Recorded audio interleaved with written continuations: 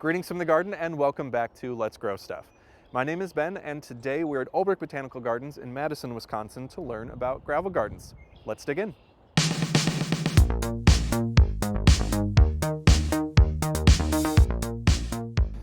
Well, today we are at Olbrich Botanical Gardens in Madison, Wisconsin, and we're joined by Director of Horticulture Jeff Epping, who is a gravel garden expert. Jeff, welcome and thanks for being with us. Thanks for coming.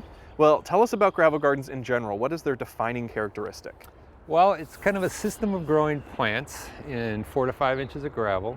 And what the gravel really is about is creating a weed barrier for us. So that 4 to 5 inches has to go right to the edge of the garden. You can't just let it kind of taper off. So in an open area, you can use like boulders or such like we got around here, but you might have the foundation of your house or a sidewalk, and then you don't have to do anything with those other than get the gravel down about 6 inches above that. Perfect. Now, are there any drawbacks to gravel gardens or sort of cautionary tales that we should be aware of? 99% of the time when I plant a gravel garden, it's in full sun. And you can do a little bit of shade. The one thing that is the enemy of the entire system is sediment or organic matter that builds up in the gravel.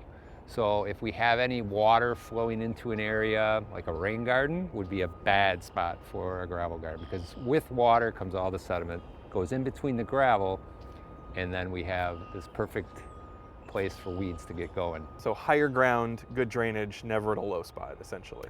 Pretty much. So talk us through managing a gravel garden long term. So obviously there's probably quite a bit of work to get it established and get the gravel hauled in, but then once it's in, how do we move forward from there? Yeah, that's a good point. All the work is up front in getting the gravel. The planting's a lot of fun because you're just digging like a dog, putting the plant in, and you're good to go.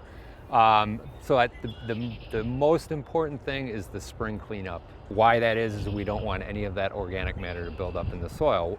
So a very thorough spring cleanup, and then you're good to go the rest of the season.